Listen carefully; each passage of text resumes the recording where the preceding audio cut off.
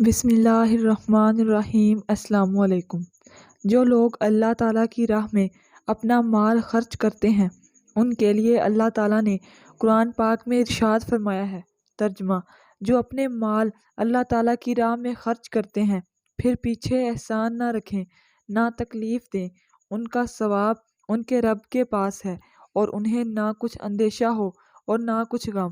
نبی کریم صلی اللہ علیہ وآلہ وسلم کی بعض بیویوں نے آپ صلی اللہ علیہ وآلہ وسلم سے پوچھا کہ سب سے پہلے ہم میں سے آخرت میں آپ صلی اللہ علیہ وآلہ وسلم سے کون جا کر ملے گی؟ تو آپ صلی اللہ علیہ وآلہ وسلم نے فرمایا، جس کا ہاتھ سب سے زیادہ لمبا ہوگا۔ فرماتی ہیں، اب ہم نے لکڑی سے ناپنا شروع کر دیا تو سودا رضی اللہ تعالیٰ عنہ سب سے لمبے ہاتھ رکھنے والی نکلی۔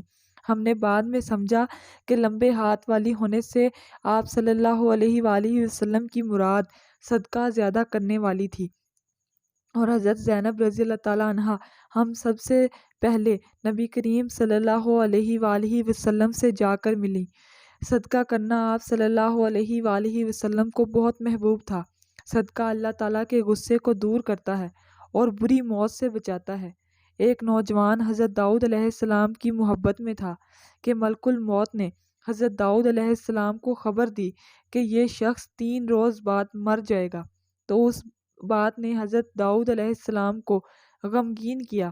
پھر آپ علیہ السلام نے اس شخص کو 3 روز بعد صحیح سلامت پایا، پھر اس کے بعد 1 ماہ تک ٹھیک ٹھاک رہا۔ حضرت داؤد علیہ السلام کو بہت تعجب ہوا۔ پھر آپ علیہ السلام کے پاس ملک الموت حاضر ہوئے اور عرض کی کہ میں اس شخص کے پاس روح قبض کرنے گیا تو اللہ تعالیٰ نے مجھ پر تجلی فرمائی اور فرمایا، یہ شخص اپنی عمر پوری کرنے سے قبل باہر نکلا اور ایک مسکین کو پایا۔ اس نے اس مسکین کو درہم دیے تو اس مسکین نے دعا دی کہ اللہ تعالیٰ تیری عمر میں برکت فرمائے۔ بس اس کی دعا قبول کی گئی اور اللہ تعالیٰ نے اسے ہر درہم کے بدلے 1 سال عطا فرما دیا۔ سبحان اللہ۔ ابو سعید رضی اللہ تعالیٰ عنہ کہتے ہیں کہ رسول اللہ صلی اللہ علیہ وآلہ وسلم نے فرمایا، پوشیدہ صدقہ اللہ تعالیٰ کے غضب کو ٹھنڈا کرتا ہے، صلہ رحمی عمر میں اضافہ کرتی ہے، نیک عمل آدمی کو برائی کے گڑھے میں گرنے سے بچاتی ہے۔ ابو ذر رضی اللہ تعالیٰ عنہ کہتے ہیں کہ نبی اکرم صلی اللہ علیہ وآلہ وسلم نے فرمایا، قیامت کے دن اللہ تعالیٰ 3 آدمیوں سے نہ کلام کرے گا اور نہ ان کی طرف دیکھے گا، نہ ان کو پاک کرے گا اور ان کے لیے دردناک عذاب ہوگا۔ نمبر 1، دے کر احسان جتانے والا۔ نمبر 2، تہبند لٹکانے والا۔ نمبر 3، اور جھوٹی قسم سے اپنا سودا بیچنے والا۔ مرید عبداللہ رضی اللہ تعالیٰ عنہ نبی اکرم صلی اللہ علیہ وآلہ وسلم کے بعض صحابہ سے روایت کرتے ہیں کہ انہوں نے رسول اللہ صلی اللہ علیہ وآلہ وسلم سے سنا، آپ فرماتے تھے کہ قیامت کے روز صدقہ ایماندار کے لیے سایہ ہوگا۔ معمولی چیز کا صدقہ بھی آگ سے بچا سکتا ہے۔ عدی بن حاتم رضی اللہ تعالیٰ عنہ کہتے ہیں کہ میں نے رسول اللہ صلی اللہ علیہ وآلہ وسلم کو فرماتے ہوئے سنا، جہنم کی آگ سے بچو، خواہ کھجور کا 1 ٹکڑا ہی دے کر بچو۔ صدقہ گناہوں کو بجھا دیتا ہے۔ نبی کریم صلی اللہ علیہ وآلہ وسلم نے فرمایا، صدقہ گناہ کو بجھا دیتا ہے جیسے پانی آگ کو بجھا دیتی ہے۔ افضل ترین صدقہ پانی پلانا ہے۔ سعد بن عبادہ رضی اللہ تعالیٰ عنہ سے روایت ہے کہ انہوں نے کہا، اے اللہ کے رسول صلی اللہ علیہ وآلہ وسلم، سعد کی ماں فوت ہو گئی، بس کون سا صدقہ افضل ہے؟ آپ صلی اللہ علیہ وآلہ وسلم نے فرمایا، پانی پلانا۔ انہوں نے ایک کنواں کھودا اور کہا کہ یہ سعد کی ماں کے ثواب کے لیے ہے۔ رسول اللہ صلی اللہ علیہ وآلہ وسلم عید الاضحیٰ یا عید الفطر میں عیدگاہ تشریف لے گئے۔ وہاں آپ صلی اللہ علیہ وآلہ وسلم عورتوں کے پاس سے گزرے اور فرمایا، اے عورتوں کی جماعت، صدقہ کرو، کیونکہ میں نے جہنم میں زیادہ تم ہی کو دیکھا ہے۔ انہوں نے کہا، یا رسول اللہ صلی اللہ علیہ وآلہ وسلم، ایسا کیوں؟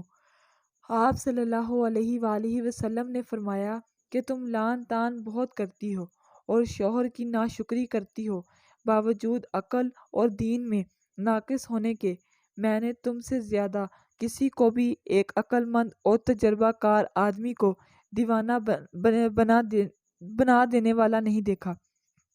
عورتوں نے عرض کی کہ ہمارے دین اور ہماری عقل میں نقصان کیا ہے یا رسول اللہ صلی اللہ علیہ وآلہ وسلم؟ آپ صلی اللہ علیہ وآلہ وسلم نے فرمایا، کیا عورت کی گواہی مرد کی گواہی سے نصف نہیں ہے؟ انہوں نے کہا جی ہے۔ آپ صلی اللہ علیہ وآلہ وسلم نے فرمایا، بس یہی اس کی عقل کا نقصان ہے۔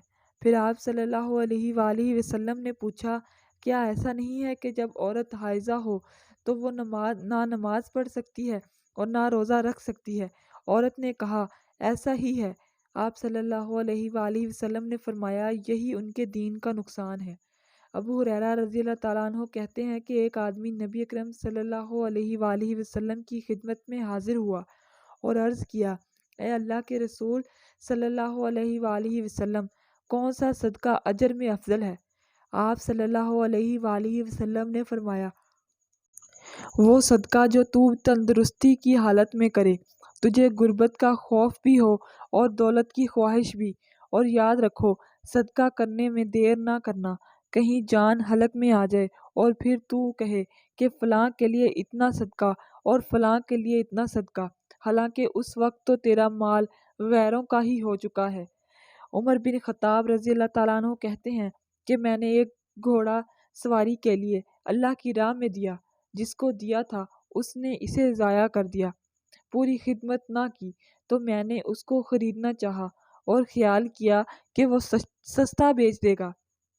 میں نے رسول اکرم صلی اللہ علیہ وآلہ وسلم سے پوچھا تو آپ صلی اللہ علیہ وآلہ وسلم نے فرمایا، اسے مت خریدو اور اپنے صدقے کو واپس نہ لو، خواہ وہ تم کو 1 درہم میں دے، کیونکہ صدقہ دے کر واپس لینے والا ایسا ہے جیسے قے کر کے چاٹنے والا۔ حضرت ابو ذر رضی اللہ تعالیٰ عنہ سے مروی ہے کہ حضور پاک صلی اللہ علیہ وآلہ وسلم نے ایک واقعہ بیان فرمایا کہ بنی اسرائیل میں ایک بہت عبادت گزار راہب تھا۔ اس نے اپنے عبادت خانے میں 60 برس تک اللہ تعالیٰ کی عبادت کی۔ پھر ایک روز زمین پر بارش ہوئی جس سے زمین سرسبز ہو گئی۔ راہب نے اپنی عبادت گاہ سے جھانکا تو اس نے سوچا کہ اگر میں نیچے اترا تو اللہ تعالیٰ کے ذکر میں مشغول ہو جاؤں تو اس طرح اپنی نیکیوں میں اضافہ کر لوں گا۔ چنانچہ وہ نیچے اترا تو اس کے پاس 1 یا 2 روٹیاں تھیں۔ اسی دوران اسے ایک عورت ملی، دونوں میں باتیں شروع ہوئیں، حتیٰ کہ اس نے اس عورت سے زنا کر لیا۔ پھر اس پر غشی طاری ہو گئی۔ افاقہ ہونے پر غسل کرنے کے لیے ایک تالاب میں اترا تو ایک سائل آیا، اس نے اشارہ کیا کہ وہ دونوں روٹیاں لے جائے۔ پھر وہ راہب مر گیا تو اس کی 60 سالہ عبادت کا اس زنا سے موازنہ کیا گیا تو وہ زنا اس کی نیکیوں پر غالب ہو گیا۔ پھر اس کی نیکیوں کے پلڑے میں وہ 1 یا 2 روٹیاں جو